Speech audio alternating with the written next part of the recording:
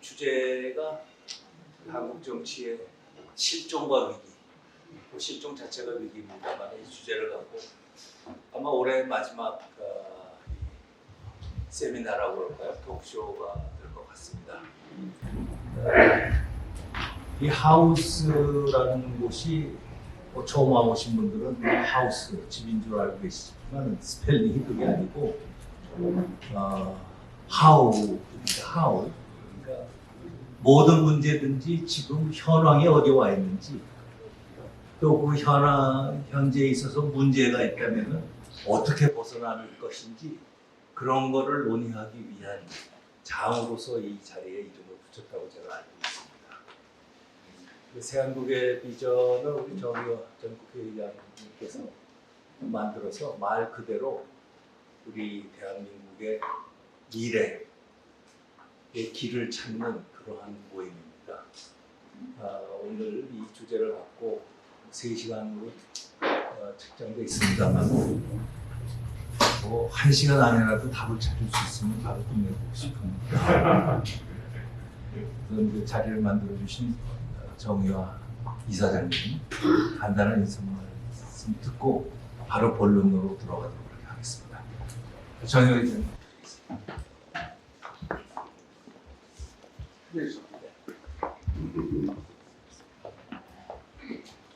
여러분 대단히 반갑습니다. 그리고 이렇게 귀한 시간 주셔서 감사하다는 말씀 드리고요. 지금 사실 제가 부산에 있습니다만 뉴스를 이렇게 보면 이 세계가 지금 대혼돈의 시대로 지금 빠져들어가고 있지 않나 하는 그런 걱정이 되는데 우리 정치를 보면 완전히 딴 세상에서 놀고 있는 그런 헤매고 있는 그런 모습을 보고 있습니다. 그래서 현재 우리 정치가 지향하는 것이 과연 무엇인지조차도 제 눈에는 보이지 않습니다. 우리나라가 세계적으로 상당히 높아진 그 위상에 취해서 그런지 제가 봤을 때는 위기의 시대가 세계적으로 지금 오고 있는데도 불구하고 우리 정치가 이런 상황에서 상당히 마음 아프게 생각합니다. 그래서 오늘 우리 새한국 비전에서 약 2달에 한 번씩 계획하고 있는 이 토크쇼 세미나를 사실 2달 전에 광주에서 한번 했습니다. 그래서 그 다음에는 부산에서 한번 할 생각으로 있는데요. 이 토크쇼 주제는 우리 대한민국 정치의 실종과 위기 이렇게 정해서 오늘 여러분이 보시는 제가 정말 평소 존경하고 정말 이 나라의 방향타라고 할 수 있는 그런 일들을 하시는 분들 모셨고요. 좀 재영도 의원님 본회의 때 좀 늦게 오실 것이고 그리고 임현진 교수님도 오늘 다른 일정한 3시쯤에 도착해서 귀한 말씀 주실 것으로 생각합니다. 오늘 이 자리에 제가 사실 임현진 교수도 그렇습니다만 제가 의정활동 20년 하는 동안에 우리 민지대학의 김영준 교수가 제게는 사실 선생님 역할을 많이 했습니다. 제가 여러 가지 어려움이 있거나 힘든 판단을 할 때는 자주 자문을 구했고요. 사실 이 우영건 의원님은 제가 굉장히 보고 싶었습니다. 사무총장, 국회 사무총장하고 러시아 대사로 간 그 5년간 지금 못 봤어요. 그런데 사실 제가 과연 허락해 주실까? 근데 지금 저기 광장 포럼이 로펌에 가 계시거든요. 그렇게 좀 걱정을 했는데 참 귀한 시간 주셔서 제가 정말 감사하다는 말씀 드리고요. 헤어스타일이 조금 달라졌네요. 5년 동안에. 사실 중후하게 중후한 모습을 보이고 이제 사실 우 의원님이 민주당 의원으로서 저하고 당은 달리했습니다만 나라에 대한 걱정과 뜻은 꼭 같았습니다. 저는 지금도 같으라고 보고요. 우리 나라의 미래를 위해서 함께 또 제가 부산에서 혼자서라도 오늘 오신 여러분과 손잡고 잘 노력해 주시기 바라고요. 사실 이제 문화일보의 전임 기자로 굉장히 뛰어나신 분이죠. 특히 제가 볼 때는 그 예지력이나 필력이요. 제가 문화일보를 잡으면 이 허민 전임 기자께서 글을 쓴 그걸 건너뛰지를 못해요. 눈을 뗄 수가 없는 그런 아주 훌륭한 글들을 많이 써주시는 우리 허민 전임 기자는 저는 우리 정치의 조타수 역할을 지금 하고 있지 않나 그런 생각을 좀 해봅니다. 그리고 이제 항상 이 우리 행사 때마다 사회를 맡아주고 있는 길정모 의원님, 여러분 뭐 너무 잘 아시죠? 정말 이분도 우리나라의 안보와 외교에 큰 일을 하는 그런 기회가 와주길 저는 바라고 있고요.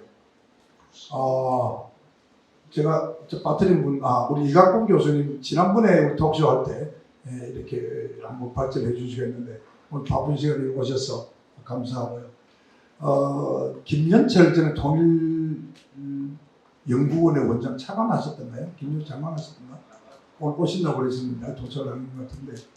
또 이제 여기 전 의원님 중에서 제가 아주 존경하는 우리 그 홍일표 의원님하고 김정희 의원님 먼 길에서 오셨습니다. 한 분은 진주에서, 한 분은 또 인천에서. 인천은 뭐 그리 많이 멀진 않죠.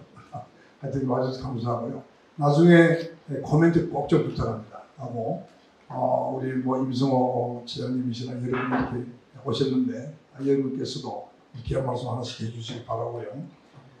김광석 전 SBS 비서실장을 하셨던 해당 부처자 하셨던 대기자죠. 오늘 UPI 기자를 보내주셔서 취재를 해주셔서 감사드리고요. 연합뉴스에서도 이렇게 오셔서 취재를 해주셔서 감사드리고 이건 저희들이 제가 지금 유튜브를 합니다. 아직까지 저 구독자는 800명 조금밖에 안 넘었습니다만 그래가지고 계속 소개를 할 것이고요. 지금 생중계도 하도록 그렇게 하겠습니다.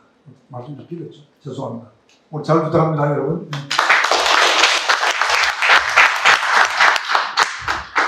이사장님께서 이 참석하신 분들, 발제하신 분들 소개를 다 해주셨기 때문에 제가 다시 할 필요가 없을 것 같습니다. 크게 두 토막으로 나눠서 진행할까 합니다. 하나는 우리가 왜 아까 하오 말씀하셨지만 어쩌다 이지영이 와 있는지에 대한 현황에 대한 진단을 부탁드리고 과거와 달리 다른 점이 뭐 늘 저희들은 정치의 위기, 정치의 실종 얘기를 많이 입에 달고 살았습니다만 뭐가 지금 처한 거는 뭐가 좀 다를까 이런 얘기들을 하는데 그래도 매일 정치의 현장에서 이거를 취재하고 글 쓰고 분석하시는 분부터 좀 큰 그림을 한번 그래서 우선 허민 대기자, 전임 기자 말씀을 듣고 조금 학계에서 분석적으로 보시는 우리 김영진 교수님 듣고 그다음에 이제 우리 문희영 교수님 그렇게 넘어가겠습니다. 자 그럼 우선 허민 기자님.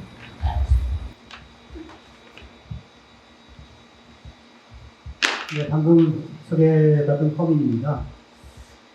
사실은 저는 이제 이 쓰는 거를 억울하고 이게 말하는 걸 억울한 기자가 아니라서 이런 자리가 이렇게 뭐 썩 친숙하지는 않아요. 그리고 제가 명색이 기자인데 제가 취재를 안 해서 오늘 이 자리가 어떤 자리인지 잘 성격을 잘 모르고 있었어요. 근데 며칠 전에 자료가 안 오더라고요. 여기에 대해서 뭐 좀 발제랑 무슨 토론 자료가 있어야 뭐 공부를 할 텐데 자료가 보내달라고 하니까 아니 토크 콘서트입니다 그러는 거예요. 그래서 되게 까먹을 뻔했죠. 제가 토크 콘서트 여기 이제 앉아서 들어야 되는데 여기서 저보고 얘기를 하라고 하니까 굉장히 난감한 거예요. 여러분 제가 화자가 아닌 기자라고 하는 걸 감안하셔서 많이 좀 봐주시면 감사하겠고요.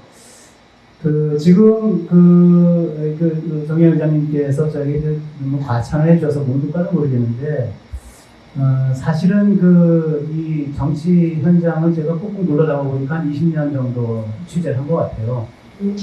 기자 경험이 한 33년 되는데 정치 분야가 한 20년 정도 취재를 하다 보니까 이렇게 많이 보이기도 하고 또 많이 만나기도 하고 많이 듣기도 하고 그렇습니다.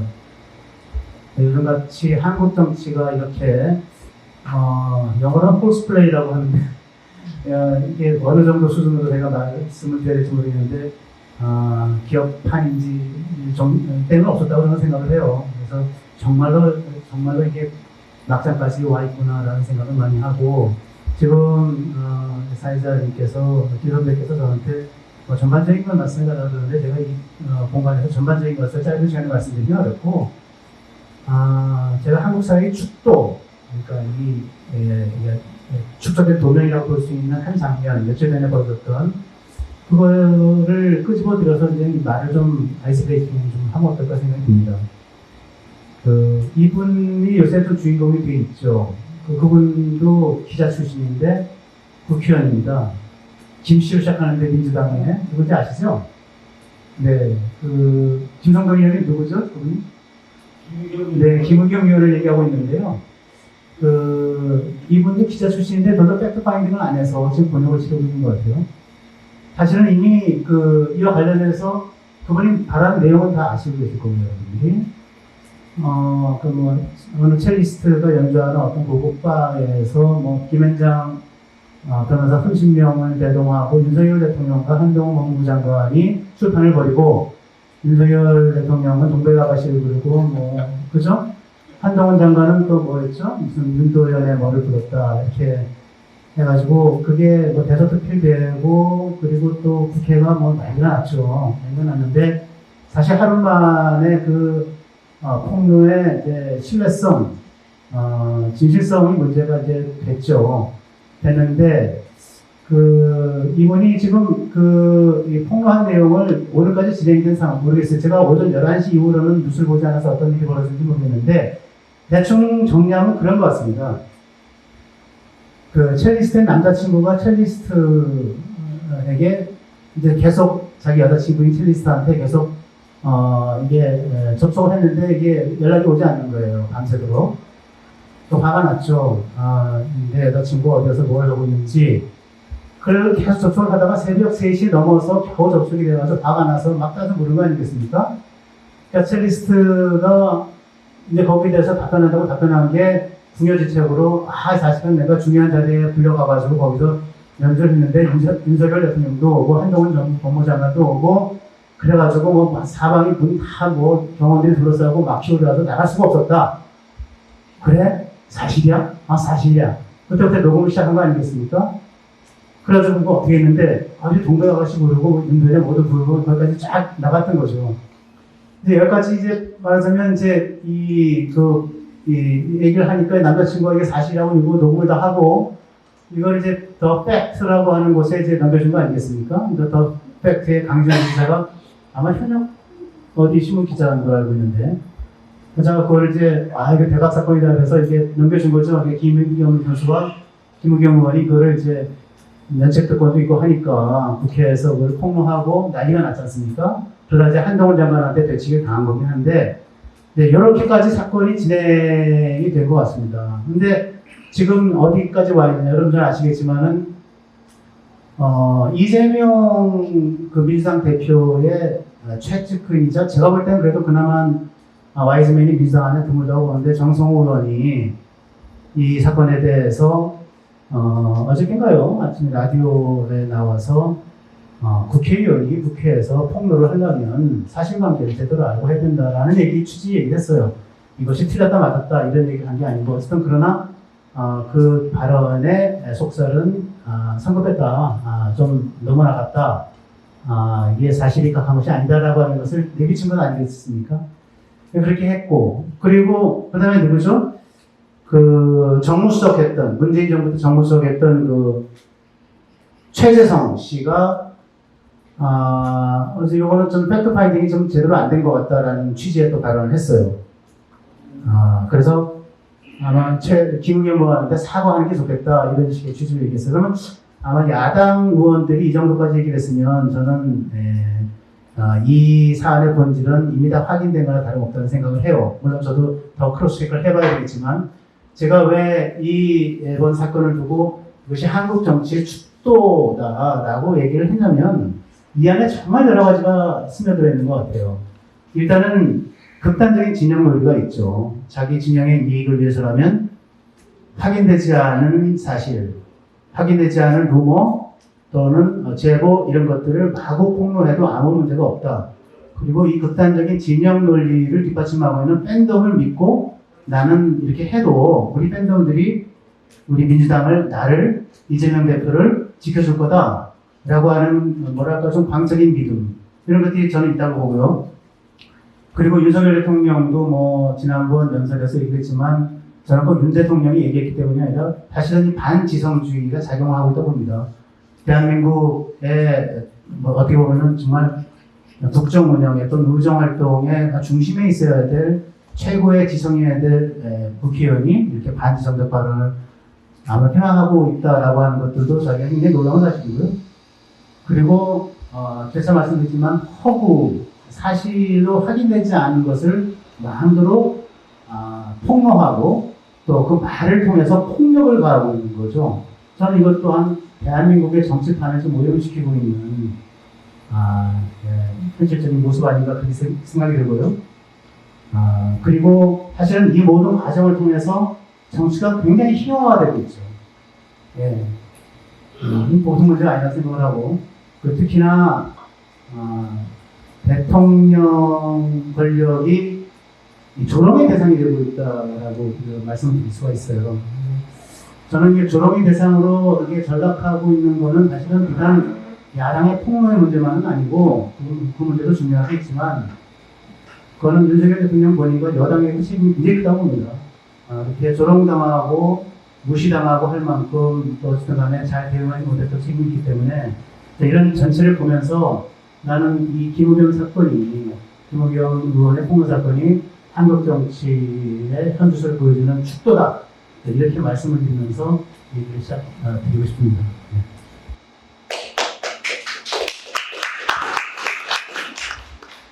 김 교수님 이어서 좀 더 큰 그림을 그려주시면 좋겠는데. 현재 일어나고 상황에 대해서 혼인 대기자님께서 잘 말씀해 주셨고, 저는 오늘 이 토론회에 참석하게 된 명지대학교 김현준입니다. 제가 지난 8월에 퇴임을 해가지고 드디어 이제 지하철을 공짜로 탈 수 있는 이제까지 왔습니다. 저는 이제 미국에서 의회 정치를 전공을 했는데요. 우리 미국 의회 정치 하면 이제 제가 나온 아이오와 대학에서도 굉장히 많이 연구도 하고 있고, 오늘 참석하신 전립품조사처장 임성호 교수님은 이제 MIT에서 의회 정치로 박사 학위를 받으셨는데, 저희들이 공통적으로 고민했었던 부분들은 그거예요. 왜 한국의 의회 정치가 발전하지 못할까에 대해서 상당히 많은 연구도 하고, 그리고 벌써 저희도 한 30년 정도 한국 정치를 연구를 했는데, 오히려 정치는 진화하지 못하고 퇴보하고 있는 게 아닌가라는 생각을 갖고 있어서 조금 안타깝습니다. 저희 오늘 모여있는데 장소가 하우스라고 해서 조금 전에 길 의원님께서 말씀하신 것처럼 어떠한 방법에 관련된 얘기를 좀 찾아보자는 뜻에서 이 공간이 만들어진 것 같은데, 우리 정치학을 영어로 풀어내면은 하버드 대학교는 정치학과를 디파트먼트 오브 가버먼트라고 합니다. 거기는 이제 처음에 정치학을 시작할 때 정부학이라고 할 정도로 정부가 어떻게 역할을 하냐를 가지고서 논란이 됐었는데, 최근에는 정치학과라고 하면 디파트먼트 오브 폴리티컬 사이언스입니다. 그러니까 정치과학이죠. 그러니까 사람들이 정치학하고 이게 과학이랑 연결될 수 있을까?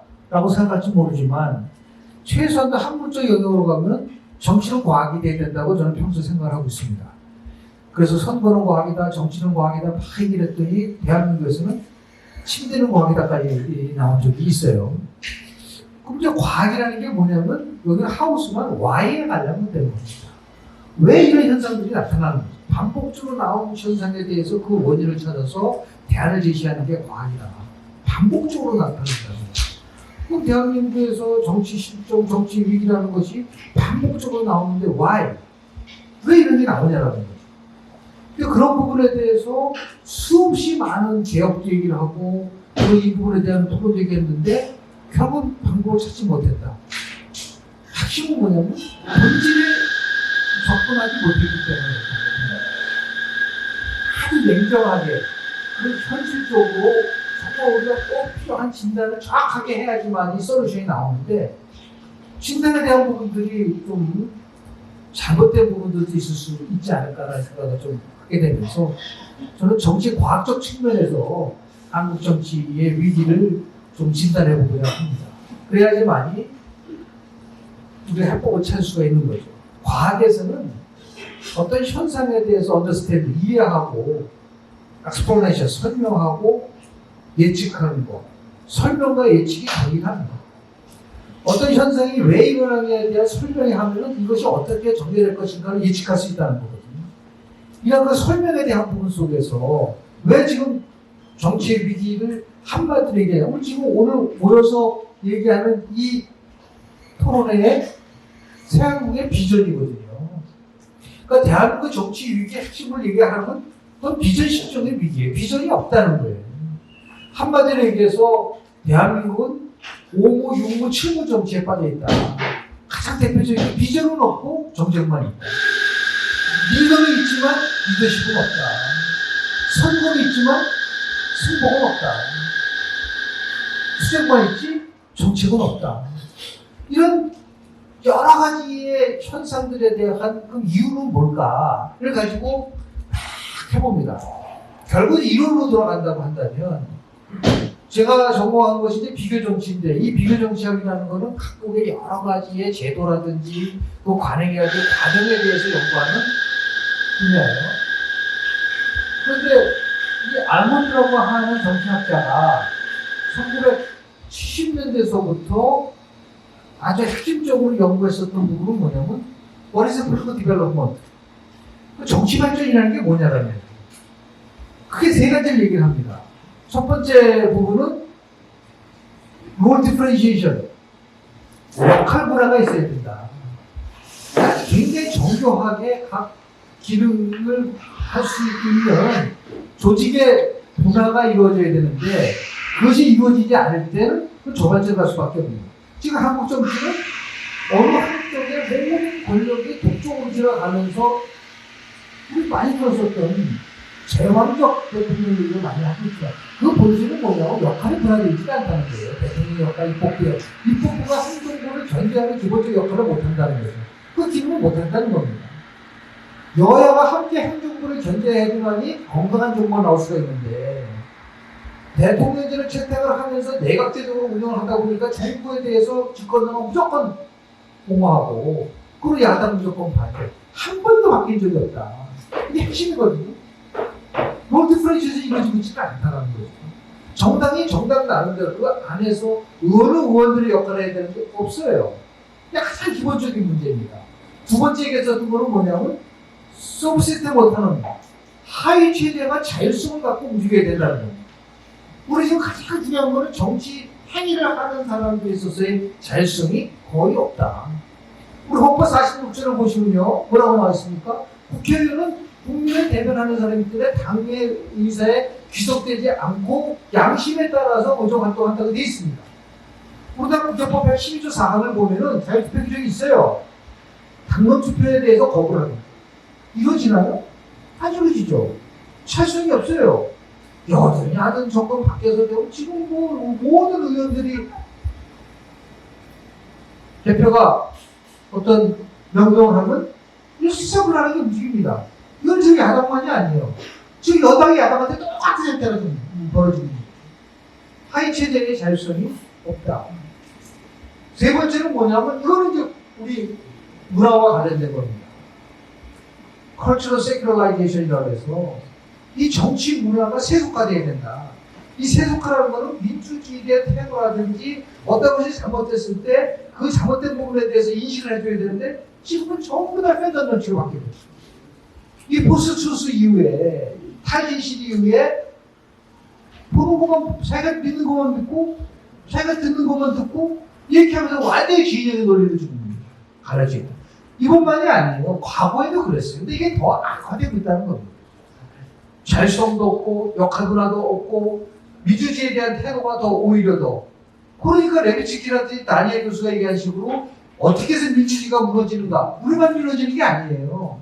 미국조차도 트럼프 이후에 민주주의가 무너지는데 그 무너지는 데 핵심은 뭐냐면 제도적 자제가 없고 사고 존중이라는 민주주의 규범이 붕괴되고 있다. 이런 민주주의 규범이 붕괴되니까 당연히 정치 실종으로 올 수밖에 없는 정치가 없는 거예요. 한마디로 얘기해서 대한민국에는 모든 것이 정치의 사고파 문제. 이 정치 사고파가 더 심화되면 사법의 정치화되는 문제. 이런 것들이 지속적으로 반복적으로 나오는 데 불구하고 그 원인에 대한 부분들을 또 찾아내고 있다고 보는 거예요. 지금 뭐 대통령 국정농단 지도가 얼마냐는 여론조사를 많이 하고 있는데요. 실은 제가 관심 있게 보는 부분이 이겁니다. 이거보다는 대한민국이 올바른 방향으로 가고 있는가. 지난 문재인 정부 때 이 여론조사를 주기적으로 2주마다 한 게 한국 리서치가 있었습니다. 그런데 대통령의 국정운영 지지도는 40%, 50% 육박하는데 그 당시에요. 문재인 대통령은 퇴임 직전까지는 40% 지지도를 유지했었어요. 그런데 대한민국이 올바른 방향으로 가고 있느냐는 조사를 보면 굉장히 낮습니다. 30%까지 떨어져 있다. 제가 그러면서 이거는 굉장히 정권 교체가 될 가능성이 굉장히 높다고 주장하는 지표 중에 하나입니다. 지금도 조사를 한번 해보세요. 대한민국이 올바른 방향으로 가고 있는가? 가고 있지 못하다. 한마디로 얘기해서 대한민국의 정치의 주체, 대한민국의 정치를 끌고 가는 사람들에 있어서의 가장 기본적인 뭔가 부족한 부분이 있지 않을까. 아까 얘기하는 제도적으로 또 더 구조적으로 여러 면이 있지만 개혁한 걸 개혁하지 않았기 때문에 저는 정치개혁이라는 얘기를 20년 이상 듣는 것 같아요. 그런데 왜 한 번도 정치개혁이 안 되죠? 가장 기본적인 건 개혁을 하지 않았기 때문에 그런 겁니다.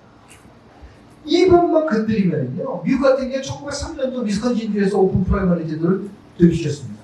이 1903년도 전에는 미국 정당 정치는요. 현재 대한민국 정치보다 더 나쁘게 된 부분인데 공천권 하나를 바꾸니까 의원들이 국민을 보고 공정활동하는 걸로 바꿨습니다. 1903년도 위스콘신주에서 오픈 프라이머리 할 때 이거를 당에다 맡긴 게 아닙니다. 주법으로 만들어버렸어요. 그러다 보니까 거기에 충실하게 그다음부터 의원들의 의정활동이 바뀌게 된 거예요. 나비 효과가 있다. 작은 거 하나 변화시키면 엄청난 걸 가져올 수 있는 이 나비 효과를 찾아내는 데 있어서 개혁이 실종돼 있다. 더 나아가서 가장 기본적으로 뭐 정치를 하시는 분들이 갖고 있는 기본적인 한계도 있을 수 있지만 제도적인 측면에서 보면 이제 그런 무슨 말씀을 드립니다. 정치에는 보석 압축 성장이 없다. 경제에는 보석 압축 성장이 있을지는 모르지만 정치에는 보석 압축 성장이 없다는 게 평소 제 지론이 있지만 이게 너무 더디게 지금 진화되고 있는 부분 속에서 우리는 위기의 본질을 정말 냉정하게 그래서 마키아벨리스적으로 미국에서는 마키아벨리를 굉장히 높이 평가를 합니다. 이 공부 술수에 능력되는 것이 아니라 마키아벨리 때문에 정치가 과학의 영역으로 들어갔다. 가장 현실에 가장 냉정하게 우리가 우리 친구를 드러낼 수 있어야 된다. 일부러야지만이 행동을 찾을 수가 있는데 공허한 거라든지 아니면 지금 얘기하는 위에서 일어나고 있는 이런 모든 과정 속에서 왜 저 국회의원이 저렇게 행동을 할까? 정치에 대해서 자기의 나름대로의 서바이벌을 위해서 하는 게 아닌가라고 할 정도로 말이죠. 그래서 우리가 얘기하는 대한민국의 정치 서식 환경이 바뀌지 않으면 이러한 이탈된 정치는 계속될 수밖에 없고 그럼 뭐 다행히 얘기하는 그 지나는 시각에서 본다고 하더라도 지금 갖고 있는 우리 정치 서식 환경은 너무 열악한 부분들이 많기 때문에 이 부분에 대한 변화와 개혁이 절대적으로 필요한데 그럼 이제 저보다도 실제로 구조활동을 하시면서 여러 면에서 경험을 많이 하셨던 우리 의원님께서 말씀을 해주시는 더 실감 있는 그런 부분이 되지 않을까 생각합니다.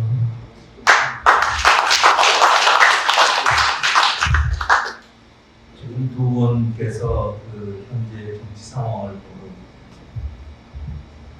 하나의 현장의 모습 또 하나는 분석적으로 볼 때 무엇이 문제인지에 대한 큰 주제들은 다 잡아주셨어요. 근데 여러분 아시지만 오윤근 의원님은 의원님 사무총장 대사를 하나 맡으시고 지금 밖에 계십니다. 밖에 계시는데 활동하셨던 열린민주당 더불어민주당 직전까지 상상을 하셨는데 지금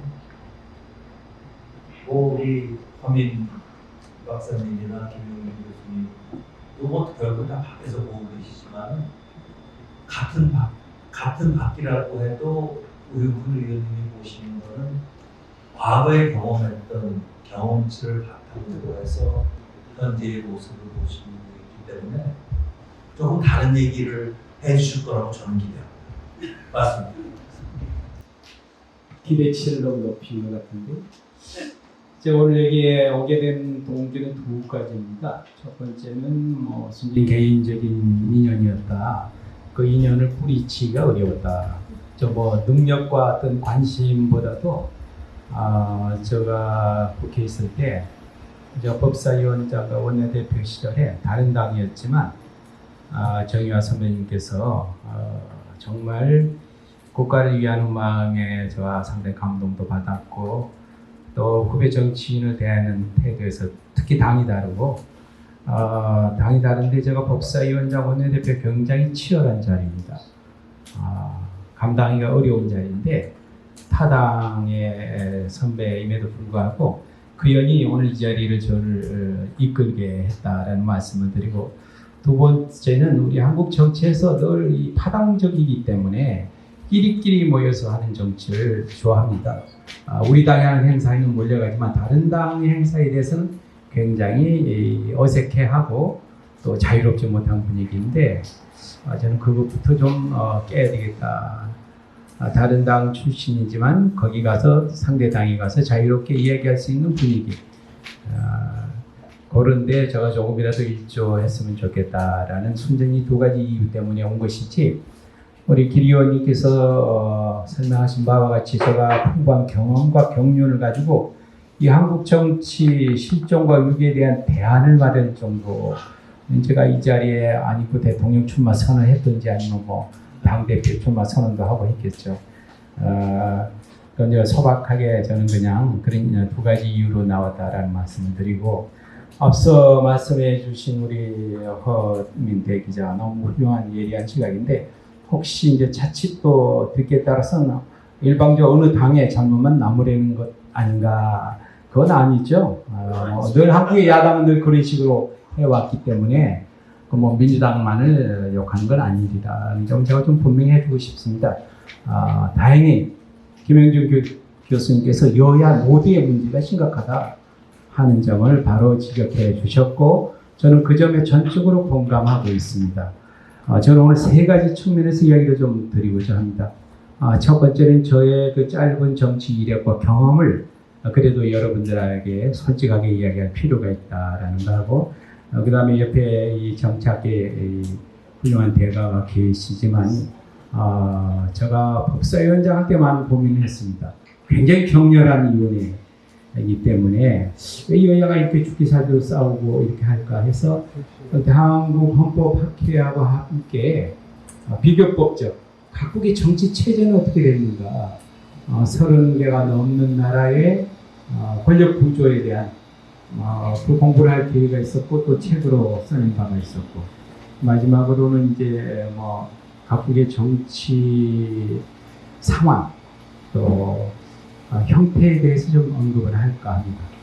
첫 번째로 제가 좀 모자란 사람입니다만 국회에서는 법사위원장과 원내대표 또 협상을 주로 전담하는 협상 파트의 원내 수석을 통해서 많은 협상을 지휘하기도 하고 실무자로서 참여하기도 하고 또 각종 현안이 마지막 충돌하는 현장인 법사위원회에서 제가 근 10여 년을 여야 간사 위원장한 경험 또 대통령 선거에 제가 참모로서 한 2번 참여했던 경험 이런 것들을 바탕으로 말씀을 드리겠습니다. 첫 번째는 제가 심각하게 느끼는 건 밖에서 바라보면 늘 여의도 물갈이론 총선 때 늘 등장합니다. 이 정치하는 인간들이 다 부족하고 모자란 사람들이기 때문에 늘 갈아치우자.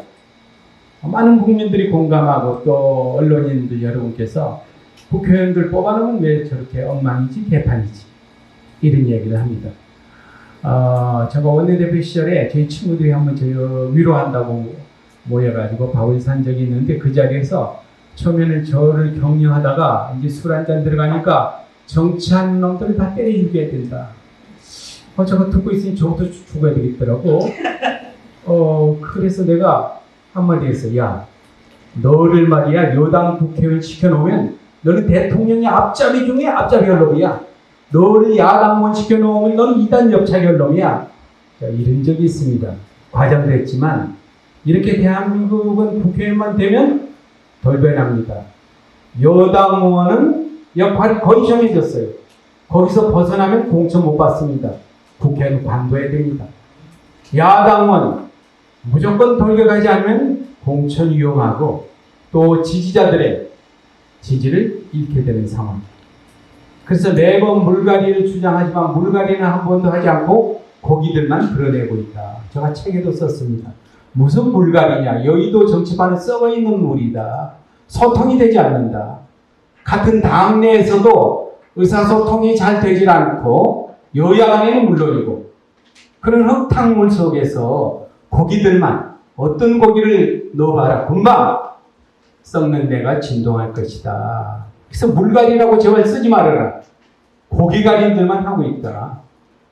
한 3, 4선 되면 이 썩는 데가 나니까 다시 그러면 금방 17대 때 참고로 44%인가가 초선 의원이었습니다. 근데 제일 신나게 싸운 국회 중에 하나가 17대가 아니었을까. 그래서 정치 저 짧은 경험으로 보면 물갈이가 뭘까? 의원들만 그냥 교체하는 게 아니라 시스템을 바꿔야 되겠구나. 그래서 산소가 잘 통하고 수초가 다 자라고 고기들이 신선하게 일할 수 있는, 살 수 있는 환경. 그게 진정한 물갈이다. 그래서 저는 늘 정치하면서도 그 이외에도 한국 국민들이 다 우수합니다. 누구나 국회의원 할 수 있는 자질이 있습니다. 근데 국회만 가면 다 엉터리가 되는 거죠. 이것은 뭔가 구조에 심각한 문제가 있구나라는 점에서 그 첫 번째가 저는 이제 제왕적 대통령제라고 생각을 합니다. 국회는 다름 아닌 대통령 대권 고지를 차지하기 위한 베이스 캠프의 다름 아니다. 라는 생각을 제가 한 번도 잊은 적이 없어요. 오직 4년 동안은 선거, 자신만의 선거도 중요하지만 대통령 권력을 차지하기 위해서 베이스 캠프가 여의도 국회다. 그 전쟁에서 이기면 모든 걸 다 차지할 수 있다. 오르와 나싱입니다.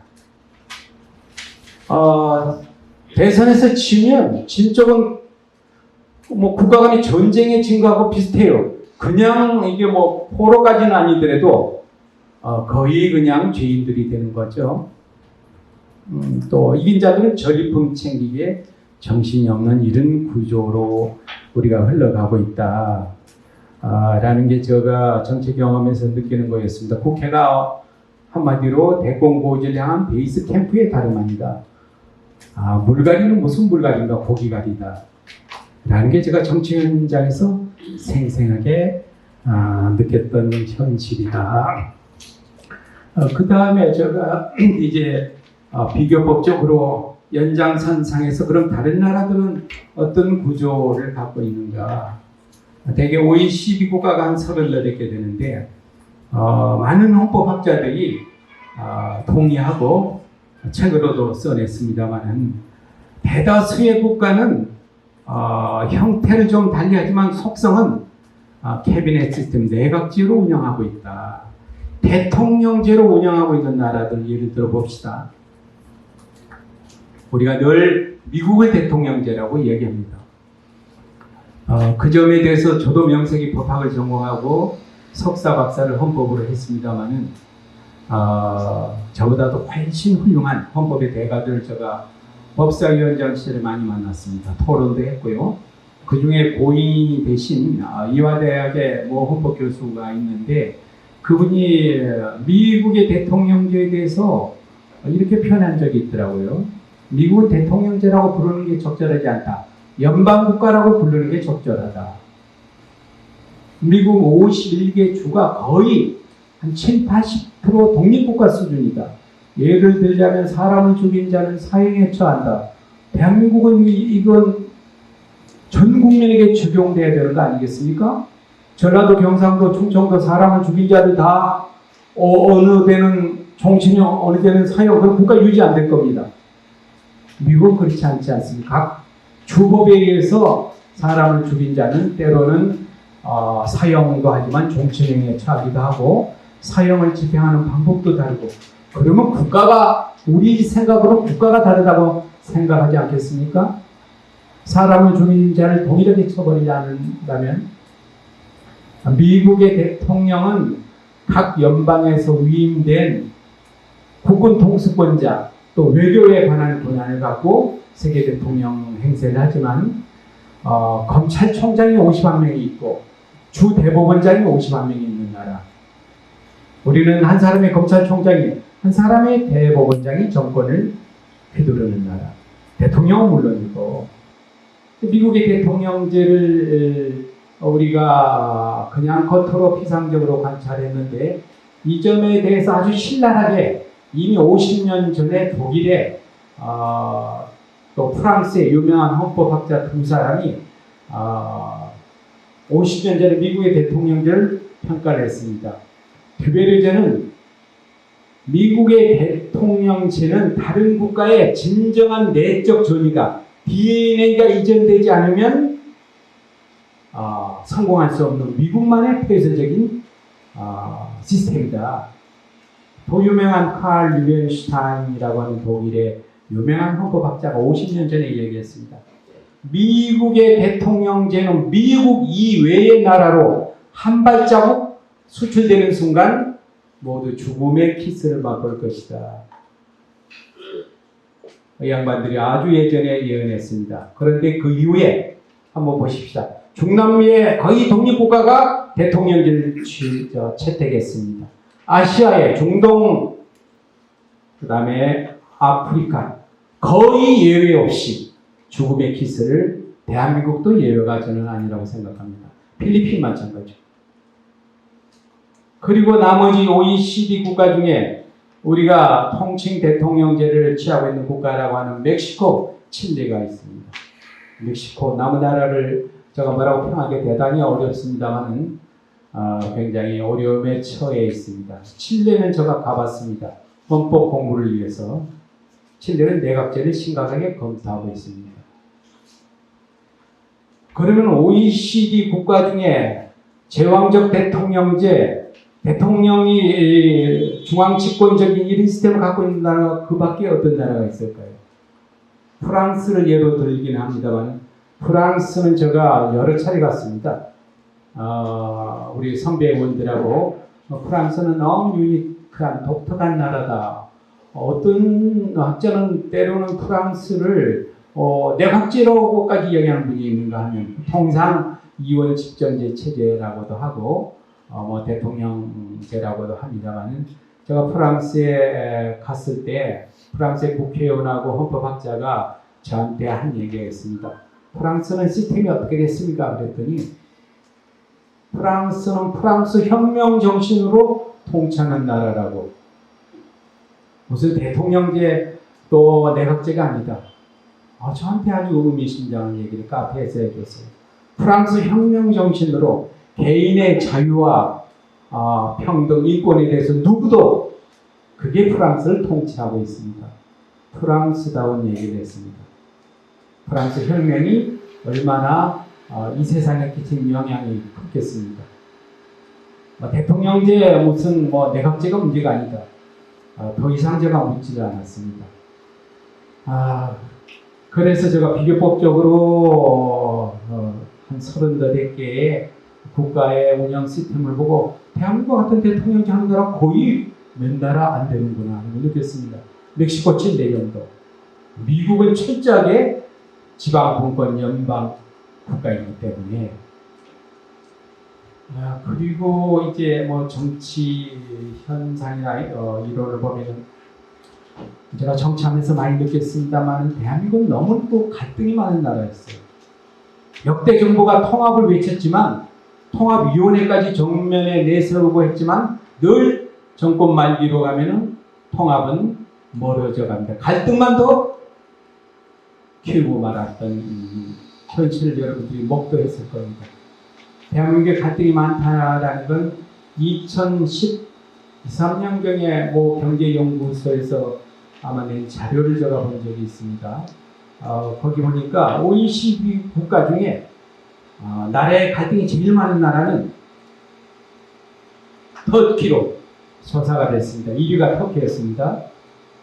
터키는 충분한 그럴만한 사정이 엿보입니다. 쿠르드족이라는 종자가 다른, 종교도 다르고 600만 명이 넘는 쿠르드족들이 상존하고 있고 또 동서양의 문명의 충돌이 있는 역사적으로 갈등이 많은 나라 1위. 그런데 단일 민족의 5천년 역사를 자랑하는 대한민국이 불행하게도 갈등이 넘버 2를 기록한다고 발표한 적이 있습니다. 이 순수 단일 민족의 5천년 역사를 자랑하는 대한민국이 갈등이 많은 나라의 상위에, 그것도 최상위에 랭크되어 있다. 어제 오늘 일이 아닐 겁니다. 왜 그럴까? 저 같은 아도난 머리로서는 도저히 그 원인과 결과를 진단하기 어려웠습니다만, 그나마 제가 생각하게 된 것은 대한민국의 경쟁이 너무 치열하구나. 그런데다가 시스템까지도 그걸 부추기고 있구나. 교육제도, 인류, 학교, 출세 지향주의, 또 제왕적 대통령 제도마저 이걸 부추기고 있는 형국이구나. 그 중에서도 정치제도가 가장 최선봉에 나서고 있다. 그래서 저는 대한민국의 정치 지도자들을 욕하기 전에, 물론 저 같은 이 정치했던 저도 욕으로 넘어가야죠. 또 역대 정치했던 사람들이 그 역할을 다 못한 건 당연한 결과입니다만은, 그보다도 이제 우리가 한 차원 더 깊게 들어간다면 구조적 문제를 손봐야 되지 않는가. 소위 87년 체제와 그 이전과 이후가 많이 다르지 않습니까? 87년 이후에는 그래도 민주주의 우리가 이제 성과를 내기 시작했다. 아까 김 교수님께서 정체는 압축 성장이 없다. 전 전적으로 동의합니다. 우리 한국의 민주주의 역사가 짧아요. 경제는 성장했지만, 문화예술은 성장했지만, BTS, 영화, 오징어 게임, 기생충 다 하지만 한국 정치는 오히려 퇴보하는 감마저 있지 않습니까? 정치라는 건 그냥 하루아침에 이루어지지 않고 피해 대가를 치르기도 하고 많은 시간이 필요한데, 그나마 그걸 단축할 수 있는 건 시스템을 바꾸는 거다. 87년 직선제는 국민의 힘으로 시스템을 바꿔서 그 이전보다는 훨씬 대한민국이 그래도 민주국가로 다가선 거 아니겠습니까? 그러나 87년 체제 이후에 지금까지 35년 동안 정말로 대통령이 물러나서 온 국민의 존경받고 또 늘 과거 적폐 청산하고 달라진 게 뭐가 있습니까? 질적으로 정도의 차이는 있겠습니다만은, 그래서 저는 차제에 87년 체제를 이제는 우리가 청산하고 개헌에 정말 우리가 이제 그전보다 훨씬 국민의 의식이 수준이 높아졌기 때문에 거기에 맞는 정치 시스템을 바꿔야 한다. 그냥 대통령 한 사람 뽑아서 위대한 지도자라고 받들고 따라가는 시절은 아니라고 생각합니다. 저는 확신합니다. 대한민국 국민들이 대통령 후보보다도 국회의원 후보보다도 훨씬 위대한 분들이 도처에 널려있는 인재의 산실입니다. 이제는 여야가 협력을 하고 상생하고 서로를 존중해주는 그런 시스템을 갖추지 않으면 저는 희망이 없다고 생각합니다. 이제 누가 누구를 똑똑하다고 나를 따르라고 하겠습니까?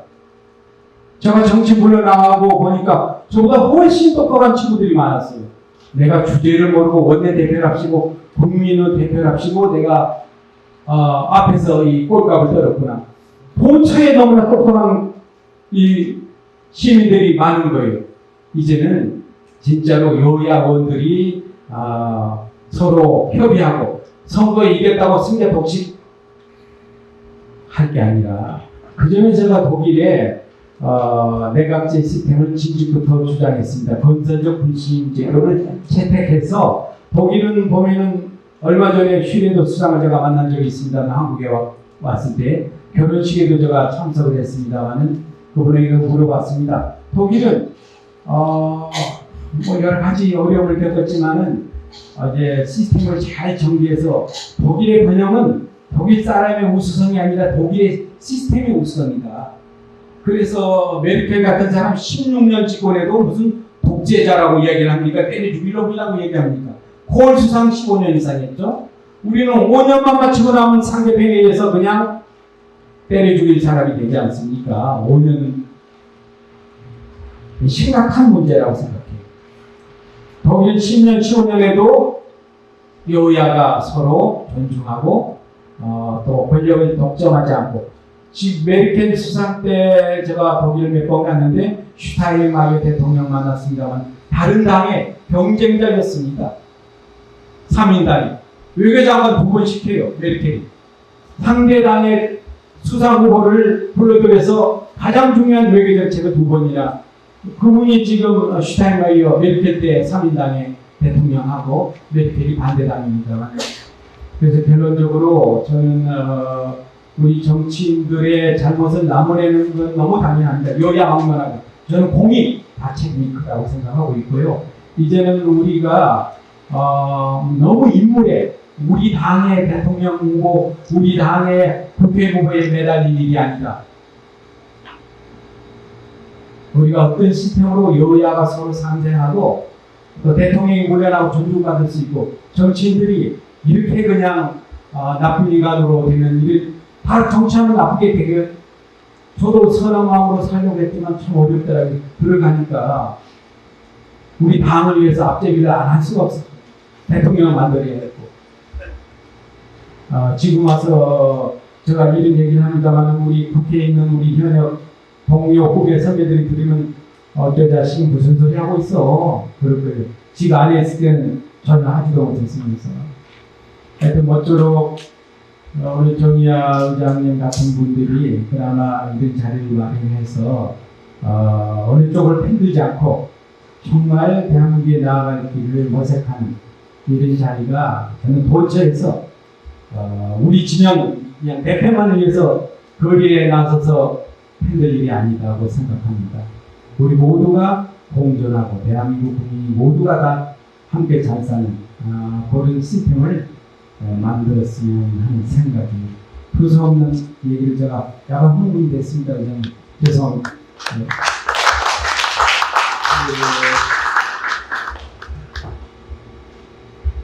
모두 말씀드린 대로 이제 그 하우스 중에 이제 부편에 해당되는 부분에 지금 맛보기로 말씀해 주셨어요. 우리나라의 어떤 정치의 문제점을 구조적으로 개혁하기 위한 그 대안의 맛보기를 지금 말씀을 해주셨기 때문에 거기에 대해서 조금 구체적으로 더 논의를 하도록 하고